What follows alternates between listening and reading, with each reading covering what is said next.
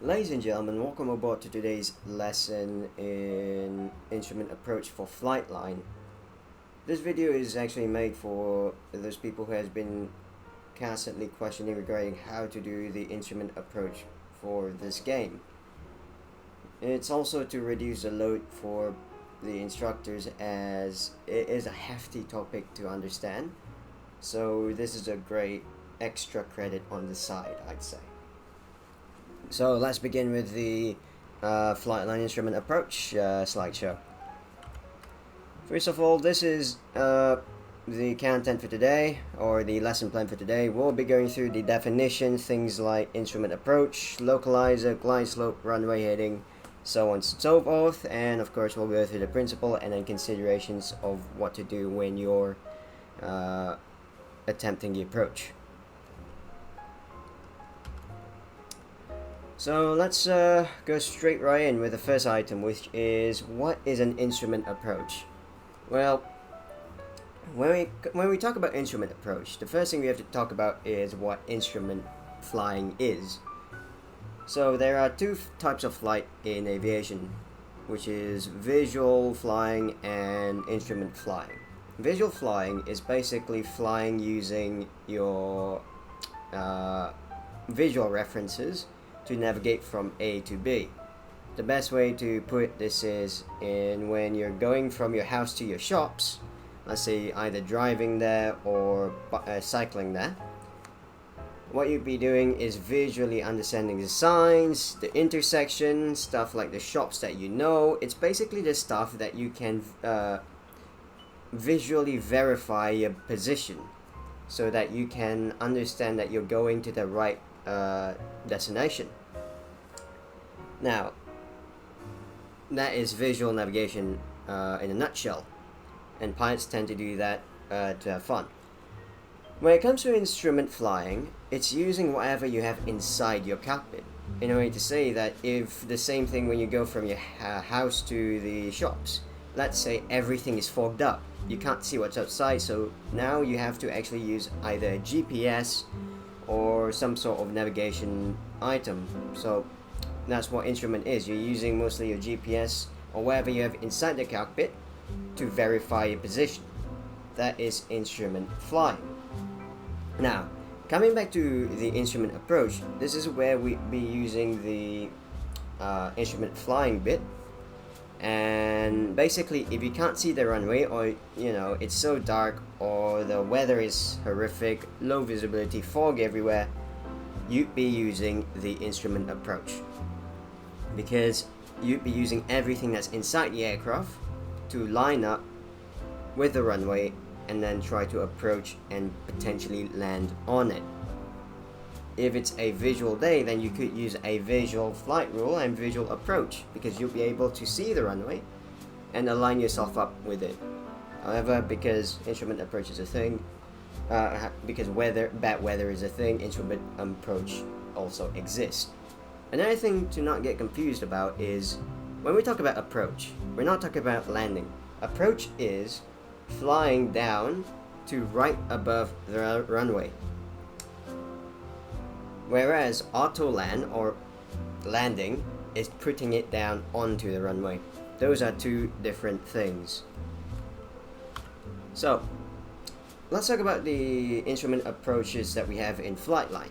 There's only one, which is the Instrument Landing System, or ILS. A lot of people have heard of this term before, but they probably haven't really seen or digged into it too much. In the ILS system, there are two things. There is a localizer and a glide slope. Now do note, this is just in Flightline. In real life, there's many different other instrument approaches, things like NDB approaches, VOR approaches, and so on and so forth. But again, Flightline only has this. And when it comes to ILS approaches, it is a 3D approach. A 3D approach is basically an approach that has a vertical guidance that goes through the altitude and a horizontal guidance that keeps you onto the center line. We'll talk about them later in a bit, and that's what corresponds to the localizer and glide slope. So the first thing, localizer, or as we just stated, horizontal guidance. is in the most easiest terms, it's it guides the aircraft towards the center line of the runway, or center line of the localizer, as per shown in this picture. It's basically a beam that shoots out into a direction and makes sure your aircraft flies onto that beam, sometimes to get onto the center line of the runway, or just to get you down until you can see the runway visually during bad weather conditions. And vertical guidance, this is what makes it a 3D approach. A 2D approach would not have a vertical guidance. In a 3D approach or in an ILS approach, the glide slope will guide the aircraft through the altitudes onto or above the runway. Remember, this is an approach, not an autoland. So basically, as the picture shows, the aircraft is guided through the glide slopes system to be guided down to the runway, basically. Next item is the distance measuring equipment, also known as the DME. It's an instrument that would show the distances between the DME itself on the ground station, or the ground station DME, and the aircraft. It just basically figures out what your distance from it is. So in this case, in this example, it's about 10 kilometers away, the ground station and the aircraft. Now the ground station will be the transmitter and the aircraft will be the receiver. And the other thing to note is, it does not matter which direction your aircraft is in, because if you're 10 kilometers away from it, it'll always be 10 kilometers away from it. Similarly, to say that from your current position to your bed, if you head north, east, south, or west, the distance between you and your bed stays the same. Next up is the runway heading. Now, runway heading, a lot of people has also asked this question a lot. So the runway number, well, the runway heading corresponds to the runway's number. In this case, this is a heading, by the way. This is a compass with 360 degrees. 360 degrees of heading around the compass. Starts from 0, but we don't really generally like to say 0. We like to say as 360 and then continue to 1. Now, I digress. Runway heading follows by what runway number it is, or the other way around. The runway number follows what the heading of the runway is. So if we're lined up on the runway, whatever heading we're facing, that should be the runway number. In a way to say that we're pointing at 360, this should be runway 36. Followed by, if we continue around the campus, such as passing 120 right now, that will be runway 12. Passing 240, that's runway 24. 300, runway 300, and so on and so on. Here's the other example to show you in word form, where runway 33 will equal to a bearing of 330. Runway 34 will equal to a bearing of 340, and runway 35, 36, 01, so on and so forth. So basically, these numbers right here, following up that way. The next item is the final course and localizer course. It's basically the course that leads the heading of the localizer, in a way to say. So when that beam is pointed outwards, there will be it will be pointed out in a direction, and that is the final course. Now in Flightline, we will make it fairly simple, because in Flightline all the localizers will equal to the runway heading. Why do we say this? It's because in real life there are airports where they offset their localizer by either degrees or distance, such as that one airport in Tokyo, either Narita or Haneda. One of those two airports, runway 22, their localizer is about 20 or 30 degrees offset from runway 22, so you have to start descending, and right before the end of the localizer you'd start turning and adjusting for the runway, which is a little bit hectic, but it really makes a good view of the city when you're flying it. But I digress. So basically in this example, this is runway 27, and as we know from the runway heading, 27 is 270. Hence, this localizer, as per the rule of localizer equals runway heading, the localizer final course will be 270. Here's a big one. The course deviation indicator, or what we'd like to call it as a CDI for short. It's basically one of the instruments that you'd be using for a approach, or in this circumstances, or the ILS approach. It's mostly used for the localizer bit. However, it can be integrated with the glide slope as well, depending on what kind of approach you're doing. So you can either be doing a localizer approach, a VOR approach, or even a ILS approach. But for today, we will only be focusing on the ILS approach aspects of things.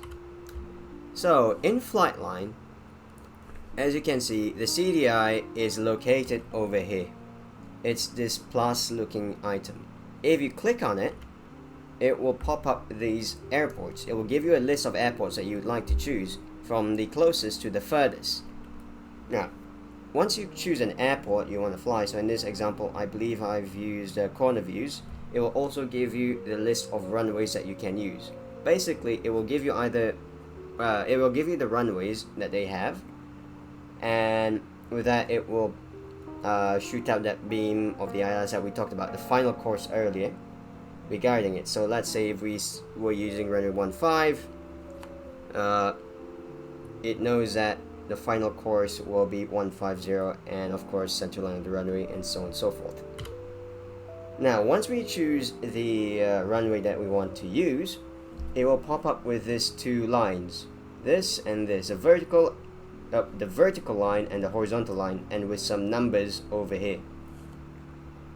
So these numbers, we've pushed it, we've made an outline of it just so you can see it clearer.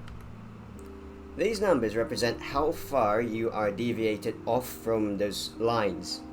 We'll talk about what those lines are in a minute, but those numbers represent as how far you are in hundredths of feet, so thousandths of feet. So in this case, if it says 0.2, it's 200 feet off, whereas at 14.1, that is 14,100 feet off. So it can be really big sometimes. So how does it work if you want to align this with the runway? In this case, the vertical line is represented as the localizer, so it basically tries again. The vertical line represents as a localizer. The localizer will either move too far to the left or too far to the right. It will correspond to where your position is compared to the localizer. Now, why is a line on the right side and not on the left side? Well, in some cases I like to use this as a way to say you should turn towards the line. So in this case, if you are too far, if the line is on the right, you should turn to the right. And this aircraft represents where you are towards the localizer, and how it corresponds when you see it on your CDI. So if we move the aircraft to the right, you can see that the CDI moves to the left. So in this case, you should be turning to the left so you can get that vertical line centralized. And of course, here's one thing that you should know about this. It does not matter what heading you're at. As long as you pass through the localizer on either side, the vertical line will still move left or right. Why is this important? It's because some people may think that they go onto the localizer and the vertical line is bang on in the middle, but they're on a heading that's not on the final course, which means they will deviate either to the right or to the left, which causes the vertical line to continue moving to the right or to the left. So that is one thing that you should be wary of.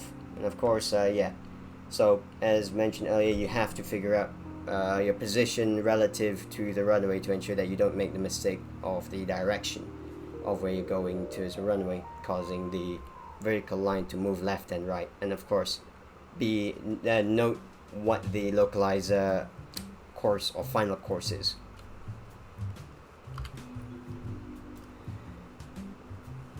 The next item is the horizontal line, which is the glide slope. The glide slope represents as the vertical guidance, as we mentioned earlier.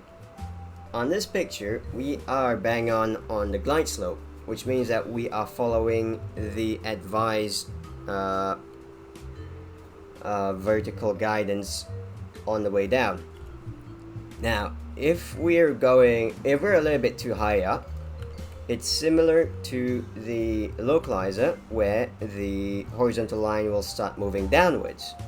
So what do we do then? We'll fly towards the line. What that means is we have to fly downwards until we get the line back into the middle. And if we fly downwards, as you can see, it will go back up, which means you have to pull up or maintain altitude just until the horizontal line reaches back to you. The next definition we'll be talking about today is the angle of intercept. The angle of intercept is the angle between the aircraft's heading, which you can find on your map over here, up here. That is your heading, which is 269er in this example, and the localizer's final heading. So if our heading is on 269, this is how our aircraft will most likely look like when it's flying, or in this example, it's pointing at 269er. So let's put in the localizer's final heading, which is, in this example, we'll be using runway 22. How do we know it's runway 22? Well, the localizer heading is at 220, and the runway heading, if we're pointing down the runway, it's 220 as well. 210, 220, 230, 240. So it definitely is 220. Let's remove the aircraft and the compass. What we'll get is an intercept between the flight path and the localizer final heading. The angle between them is the angle of intercept.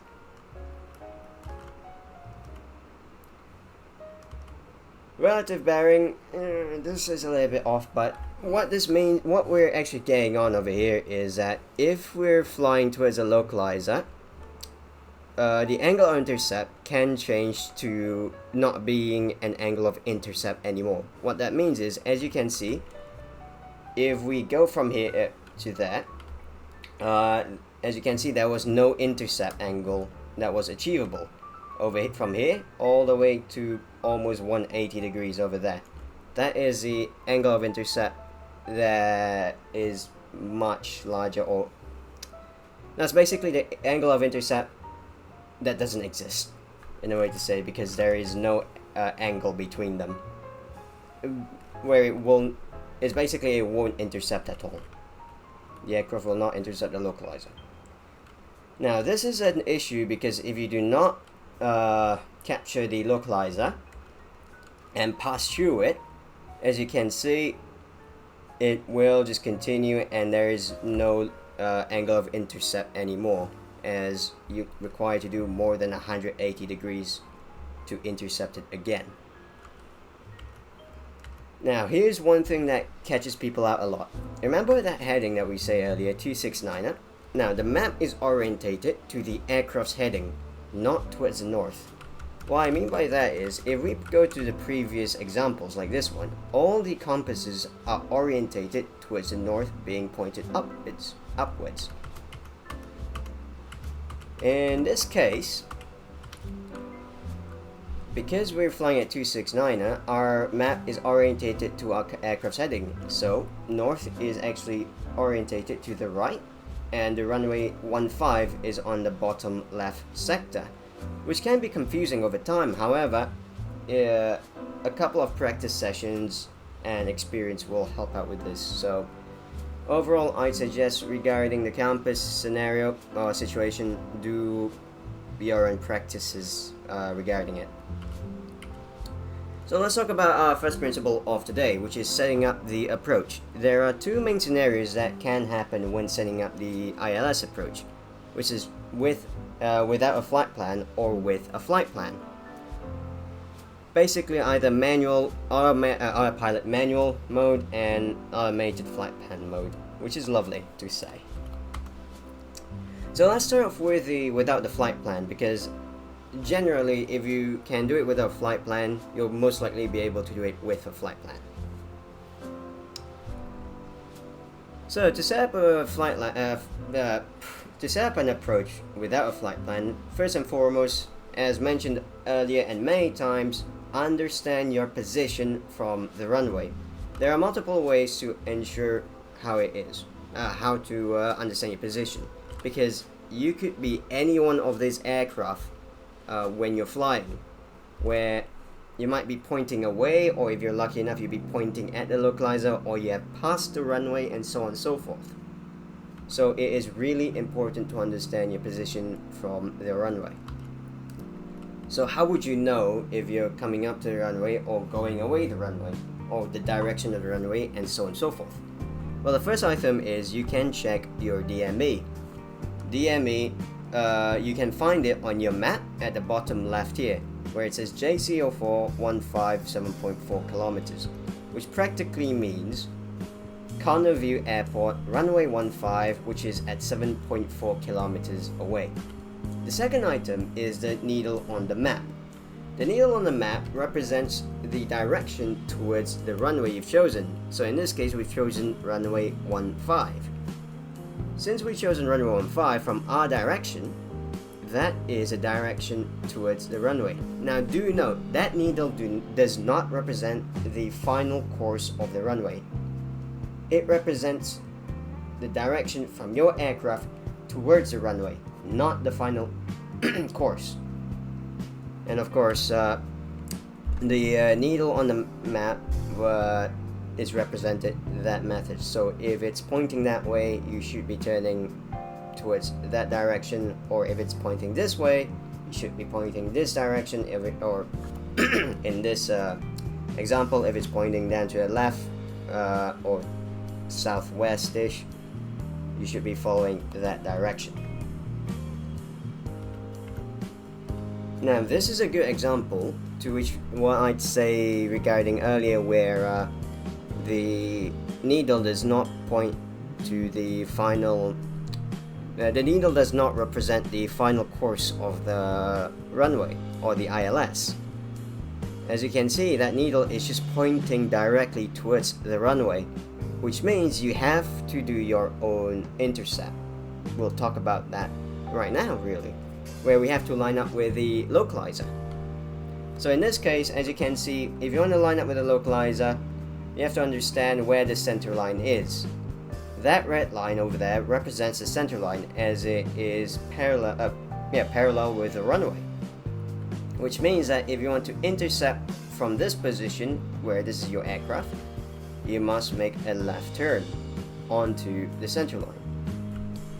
It will be a little bit difficult to imagine sometimes, but over time it will get easier, so I suggest start practicing using this method, where you draw a line from the runway that you've chosen and then attempt to intercept with that line, the center line of that line. And of course it's similar over here, but let's imagine that you're a little bit too tight and you're going a little too fast. You can intercept it from the other side of the center line. So in this case, on the first example, we are intercepting from our side of the center line. On this example, because we're a little bit too close, the only option here is to pass the center line and intercept it from the other side. And over here in this example, as you can see, if we continue straight, we will completely miss JC04, or the runway 15 or JC04. So similar format as we did, draw a straight red line out, or a straight line out of the parallel to the runway out of the airport, and potentially do this kind of intercept where you tighten up or close in the gap between your aircraft and the center line, just so you can intercept with the runway. Regarding the iPilot situation, if you've played Flightline enough, this is the typical iPilot situation that you'll usually see at any time of the day, where you see the speed, the heading, the altitude, and the vertical speed, and then 4 different buttons. The most important things that we have to take a look at today is the AP engage, AT engage, and this button over here. Basically, AP engage is the autopilot engage button. To engage the autopilot, you press that button. The AT engage is the auto thrust levers or auto throttle buttons, which means that if you engage this, the throttles or thrust levers will try to manage this speed that you selected. This button over here is the nav flight plan. Nav flight plan is only engaged if you want to use the flight plan, or if you are doing the instrument approach, or the ILS in this case. So, if we press nav flight plan after choosing our ILS, such as the choosing ILS runway 15, once we press nav flight plan, you'll be shown the APPR armed and APPR armed under both heading and altitude. What this means is it will arm itself, it will auto engage the approach if it reaches within a certain condition or certain parameter.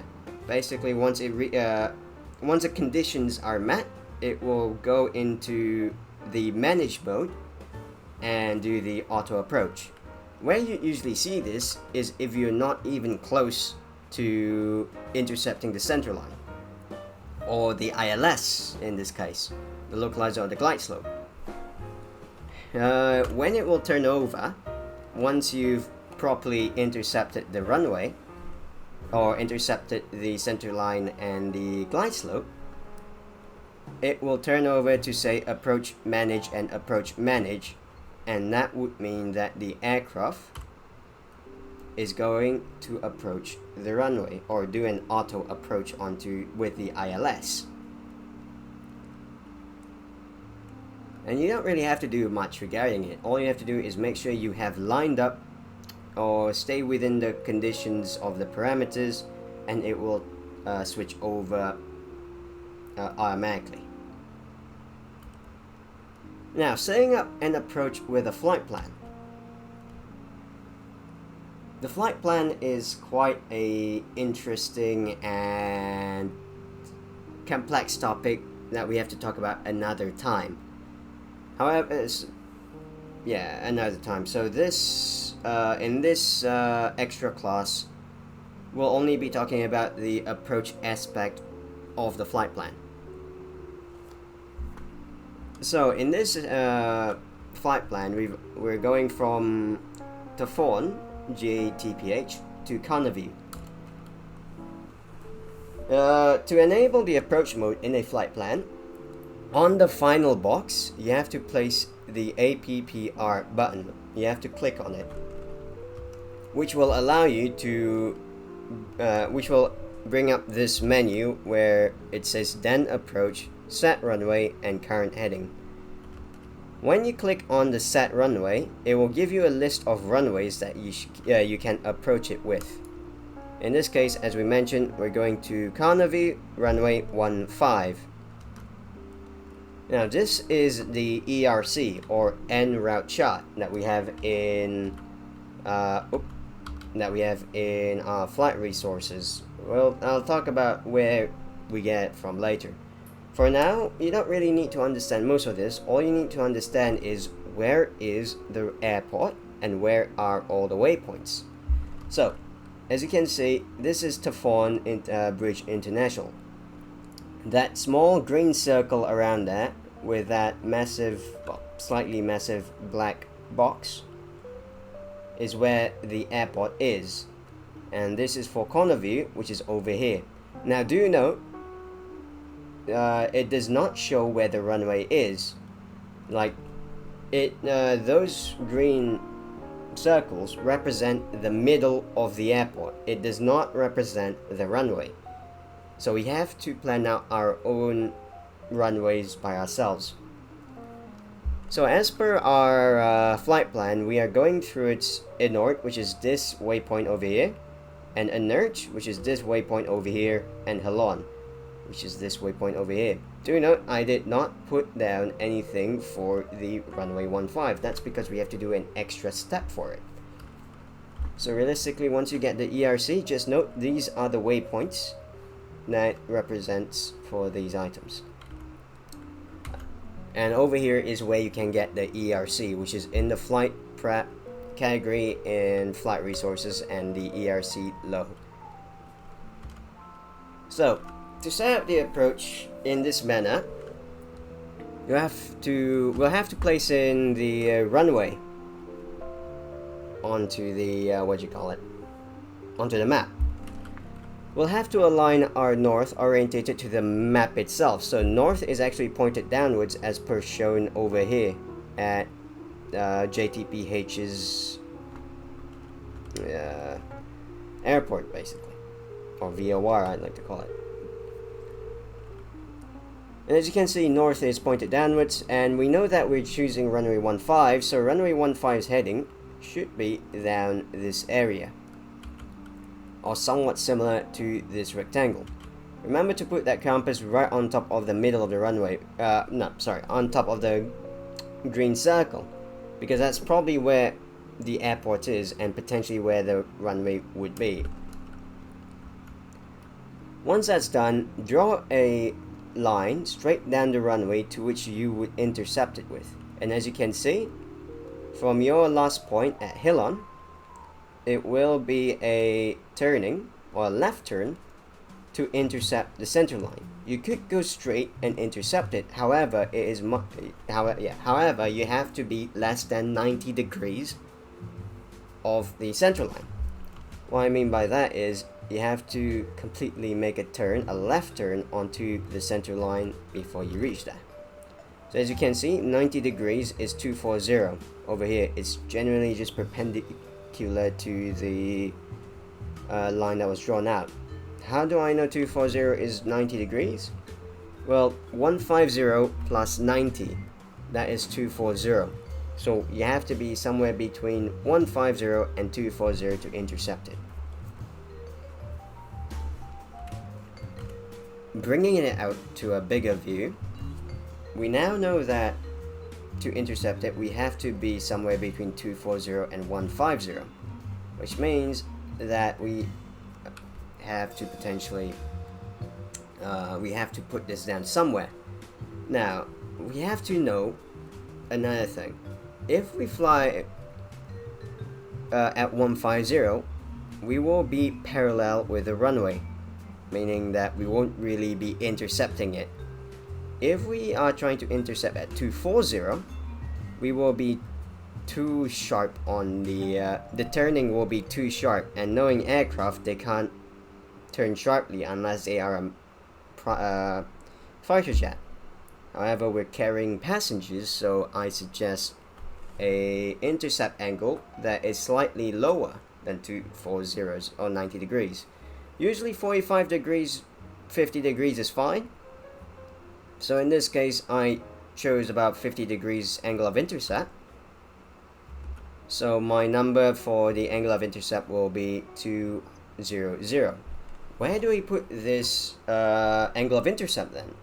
Where do we put this heading in, just so that we can intercept the approach? On the flight plan, as you can see on the right side at the final column or box, you'll see that there is this thing called the current heading. Click on it. Yep, we've already talked about that. Click on it and you can change it to 200. So in this case, or in this flight plan, the plan here is we're going to inort at 2,000 feet, 200 knots. Then we'll be going to Emerge and Hilon, as mentioned previously. Once passing Hilon, I'm actually quite confused why there is no JCO415 here. But just imagine there is JCO415 here. Once passing Hilon, it will maintain 1,000 feet at 160 knots.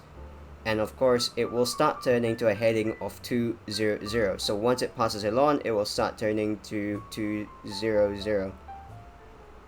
And of course, if we have the approach set to JCO 415, it will attempt to capture the approach modes.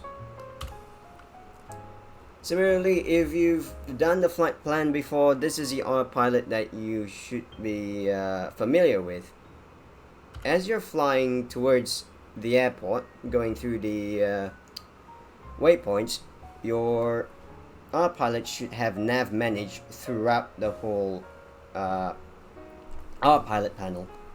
This is usually before even reaching the final waypoint from the selected item in your flight plan. So in this case, as you recalled, Hilon was our final waypoint, and we haven't passed it yet. It's about 5.4 kilometers away. Once it passes it, it will switch over to what we have chosen earlier: a speed of 160, a heading of 200, and an altitude of 1000, which means that it will start descending 200 and start turning to 200 degrees or 200 from the point they pass your final waypoint. And as you can see, it comes back to approach armed and approach armed, which means that once you pass the final waypoint, it will all turn back to these thing that we saw earlier when we set up the approach without a flight plan. And last but not least, similarly, once it's captured, it will go to approach manage, and voila, the auto approach has started. Once the auto approach has started, it's all just down to the autopilot and committing to monitoring the autopilot, your instruments, your altitude, your airspeed, and so on and so forth, just to ensure the aircraft is doing what you want. There are some notes that you should note of whilst doing these auto approach. However, the biggest note about this is the auto approach will the approach will turn into manage if it's within the parameters, which we'll be talking about in the next slide. The parameters or the conditions are quite strict, but it will make sense once we switch over to the next slide. The next item is that the autopilot, regardless of what you do, will not disengage automatically. The auto approach will, but the autopilot will not. What this means is if you descend all the way down, even onto the runway, or onto the surface of the runway, it will still not disengage the autopilot. Once you pass the runway with the autopilot still on, as mentioned earlier, it will not disengage.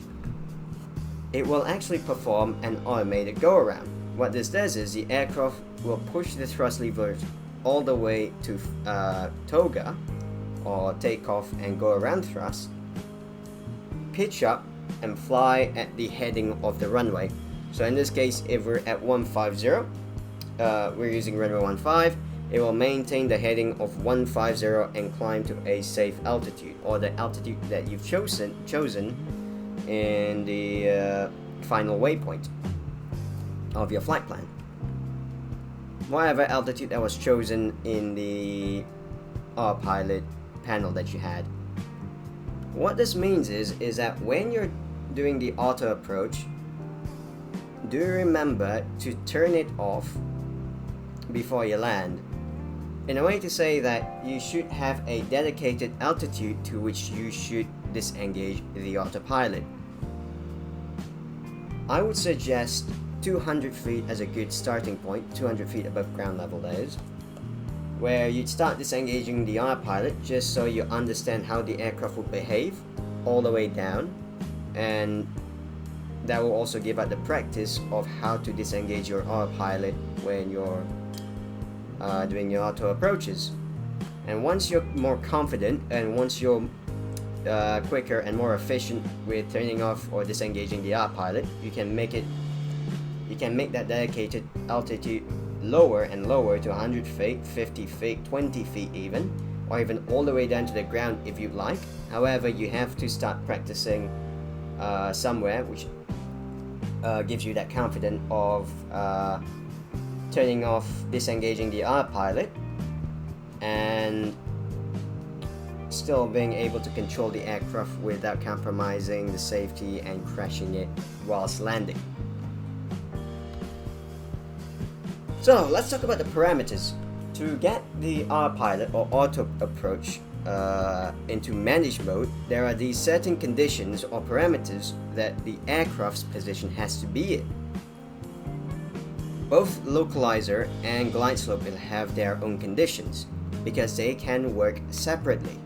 What that means is you can have your glide slope approach managed first, right before the localizer approach managed becomes a thing. Basically, your vertical guidance can turn on first before your localizer, your horizontal centerline guidance turns on. Similarly, it can go the other way around, where your horizontal guidance turns on first before the localizer, or both at the same time. It depends on the scenario. Regardless, they have their own conditions. Regarding glide slope, the condition is to be within 100 feet either above or below the glide slope.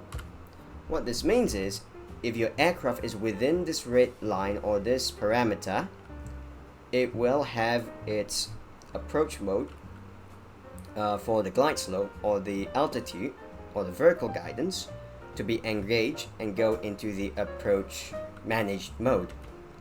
So as we remembered that 0.2, if it's at 0.1, it will engage the approach for the glide slope. Now onto the localizer. The localizer has two conditions to have it engage into managed mode. The first item is the 90 degrees maximum intercept. This is why I kept saying that our intercept angle must be less than 90 degrees, because if it's more than 90 degrees, it will not switch over to the approach managed mode. So in this case, these two aircrafts over here have a intercept angle of less than 90 degrees, which means that it will engage the approach mode for the localizer or the horizontal guidance. Whereas all these other aircraft which don't have the intercept or has an intercept angle of more than 90 degrees will not have its approach localizer mode go into manage.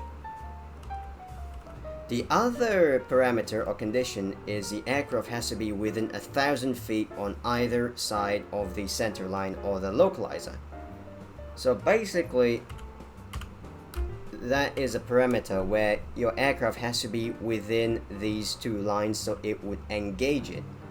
So not only that it requires that angle of intercept of less than 90 degrees, but if that angle of intercept is less than 90 degrees and is inside this 1,000 feet parameter, it will change the approach arm into approach manage, hence enabling the horizontal guidance onto the runway, or the centerline guidance onto the runway. Those are the two parameters for localizer. And yeah, and of course, there we go. And as you can see from the right side, so this has to be at least 1.0 or less for the localizer to work, or to get the horizontal guidance to be enabled. Alright, another consideration, actually, the biggest thing regarding this is there is one common error with the localizer parameter, which is your airspeed and turning radius. This is important because let's imagine there's two aircrafts over here. One is going at 160 knots, the other is going at 240 knots. The 160 knots aircraft will have a turning radius that is slightly small compared to the 240 knots aircraft, which has a larger turning radius. In a way to say that if you're driving fast around a corner, chances are you might accidentally fly off that corner compared to if you drive a little bit slower, where your turning radius is actually smaller. Similarly, as if you're biking or cycling, if you're going fast, if you want to turn around a corner, you have to slow down to tighten up your turning radius. And if you go too fast, you're definitely gonna miss that corner and probably hit a tree or something. How does this become a massive issue? Well, the 1,000 feet, the within 1,000 feet parameter is where this issue becomes quite a massive thing. Where if we have an aircraft that's going really fast, as you can see, once it enters the parameter, it will continue to reach to the other side of the parameter, to which it will disengage the approach, the horizontal guidance approach system, which means that it will maintain whatever heading it had when it left the parameter. So that can be an issue because a lot of people has gone through this where they've gone too fast or too big of a angle of intercept, where it just goes all the way to the other side of the parameter and the auto approach becomes useless or it disables itself. On the other hand, if we have a lower speed, as you can see, the turning radius stays within the parameter, and it means it will continue to attempt to capture the localizer and get onto the center line. So this is why if you're attempting to do your approaches, do it with a lower amount of angle of intercept and a lower speed, just so that you can be within that parameter. And that should be the end of the slideshow. And that is actually the end of the slideshow. I hope you enjoyed it, and I hope that this item was really useful. If you have any more questions or anything else, do ask around in the Flightline Discord, or just ask around, do some research, really. There is the Flightline Academy in the Discord, that instructors in the Flightline Academy in Discord that you can ask as well. Anyways, thank you for attending this lecture.